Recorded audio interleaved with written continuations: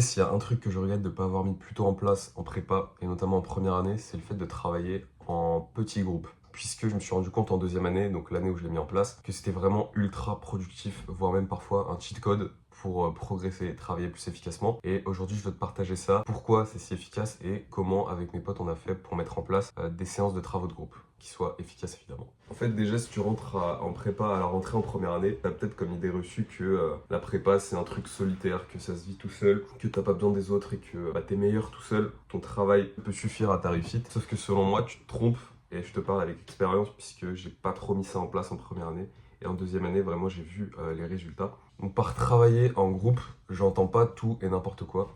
Déjà, pour moi, les travaux en groupe, c'était réservé à deux matières, l'AGG ou le SH, c'était en ESH, et la philosophie. Puisque je trouvais que passer du temps en groupe sur des exos de maths, par exemple, ou sur du cours, c'était pas forcément ce qu'il y avait de plus efficace. Donc voilà, travaux de groupe, c'était réservé AGG, philo, en gros les matières littéraires, si tu veux. Moi, dans mon cas, l'essentiel de mon temps que je dédiais aux travaux de groupe avec mes potes, c'était justement une à deux fois par semaine. Donc on a essayé d'être assez régulier. Vraiment, on s'était mis d'accord sur un jour de la semaine, un soir, enfin un certain créneau, un soir de la semaine, où on se mettait à quatre, avec quatre potes pour bosser en groupe. Et donc une à deux fois par semaine, ce qu'on faisait, c'est qu'on se faisait un ou deux sujets de colle. C'est ça, le travail de groupe qu'on faisait, c'était des colles à trois ou quatre. Donc on était là, on choisit un sujet, donc on a fait beaucoup de colles d'AGG ensemble, plus que des colles de philo. Les colles de philo, c'était plus réservé à la période de révision, avant les concours. On choisissait un sujet d'AGG lié au chapitre qu'on était en train de faire. Donc en deuxième année, tu fais continent par continent généralement. Donc nous, c'était facile, on choisissait un sujet sur l'Union Européenne, sur le Moyen-Orient, sur les États-Unis. Puis chacun de notre côté, pendant 20 minutes, donc avec un chrono, c'était comme pendant une vraie colle, on se posait, on essayait de faire une intro, un plan, une problématique, écrire nos grandes idées, nos grands exemples. Et juste après, chacun de notre tour, on se présentait à notre colle. En fait, comme en colle, comme s'il y avait en face un prof et que tu lui présentais ton plan. Et en deuxième année, il faut savoir que la moitié de mon taf en AGG, c'était justement faire des colles avec mes potes, essayer de s'exercer le plus possible à faire des plans, à réfléchir rapidement en 20 minutes. Donc maintenant que je t'ai exposé un peu notre méthode, qui n'est vraiment pas sorcière, juste en fait on s'exerce sur ce qui est réellement demandé en DS, en colle et au concours, c'est-à-dire faire une dissertation, faire un plan rapidement, un plan qui tienne la route. Et en faisant des colles, justement, tu t'entraînes à faire ça le plus rapidement possible. Bon, certes, en colle, tu as 20 minutes, donc c'est très très court. Au concours, tu as un peu plus, mais quand même, faut pas prendre 4 heures pour faire un plan, sinon t'as pas le temps de le rédiger et ton épreuve est tombe à l'eau. Voilà, maintenant que je t'ai présenté ça, je vais te présenter les 4 avantages à faire des exercices comme ça avec des gens de ta classe, puisque c'est super bénéfique et tu vas voir pourquoi. Alors premièrement, le fait de faire ça, ça te fait réviser de manière active.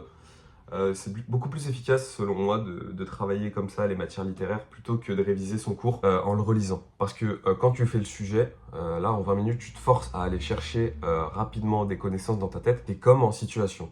Et justement, c'est une manière plus efficace d'ancrer ces connaissances dans ta tête, puisque tu te rappelleras que pendant une colle que tu as fait avec tes potes, tu as été chercher ce fact-là, et tu t'en rappelleras beaucoup mieux pendant les DS. Ensuite, faire ça, ça t'entraîne pour tes colles et tes DS, puisque quand tu révises ton cours, certes, tu apprends des choses, mais tu fais pas ce qui est demandé au concours. Au concours, on ne te demande pas de recracher un cours, on te demande de construire un plan sur un sujet donné, de savoir argumenter et exposer tes grandes idées, de savoir les organiser.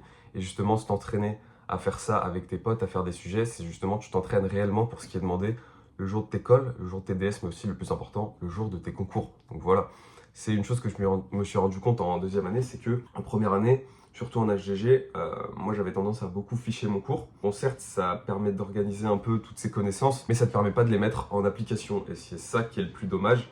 Et c'est ça que change le fait de faire des calls comme ça avec tes potes. Ensuite, troisième avantage, c'est que lorsque tu vas présenter ton travail que tu as fait en 20 minutes aux gens qui sont autour de toi, à ton groupe de travail, ça va t'entraîner à prendre la parole comme ça, à faire des oraux, à parfois improviser, puisque en 20 minutes, tu n'as pas le temps de tout écrire.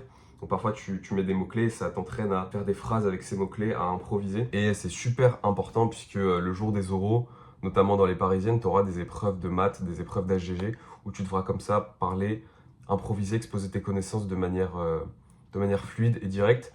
Et c'est ce à quoi va t'entraîner ces types de travaux de groupe en fait. Et enfin, dernier avantage que je trouve ultra puissant Et au début, je te parlais du fait que ces petits travaux de groupe, c'était parfois des cheat codes. Bah justement, c'est pour ça. Puisque ce que j'ai remarqué, surtout pendant les périodes de révision où avec mes potes on a fait pas mal de calls comme ça, c'est qu'en fait, lorsque tes potes ils exposent leur plan, en fait tu te rends compte que eux connaissent beaucoup de choses que toi tu connais pas forcément. Puisque les matières comme la géopo, le SH ou la philo, vraiment les connaissances sont infinies, il y aura toujours des exemples, des auteurs, des grands arguments que tu n'auras pas forcément en tête, que tu connais pas. Pendant qu'ils présentent leurs trucs, bah toi tu vas choper leurs idées, c'est pas du vol, enfin y a aucune galère, tu vois. Moi j'avais un pote, il faisait des super accroches avec des bêtes d'exemples que je connaissais pas, et en fait je les écrivais, je lui demandais mec je peux te prendre ça et tout, c'est trop bien. Tes potes ils ont des idées que t'as pas, des exemples que t'as pas, et toi pareil t'as des trucs que eux ils connaissent pas, donc en fait ça va être un échange d'informations et bah, tu vas les assimiler beaucoup mieux. C'est pas comme si tu as lu un article sur internet, un article et tu as vu un truc. Non, là, c'est ton pote qui l'a exposé. Tu as trouvé ça super intéressant, tu vas le noter et du coup, ça va rester encore mieux dans ta tête, mec. Pour conclure cette vidéo, peut-être que en effet, le travail de groupe, c'est pas fait pour tout le monde.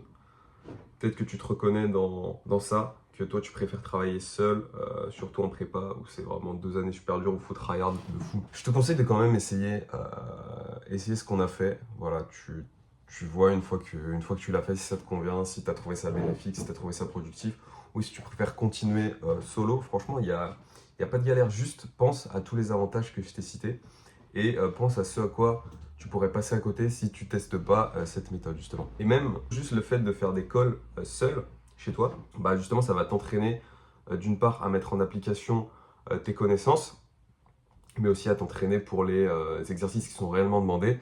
Mais bon, tu ne retireras pas certains bénéfices comme le fait de choper les idées de tes potes et l'échange d'informations, voilà, qui est quand même hyper cool, on va pas se mentir. Voilà, c'est tout pour moi.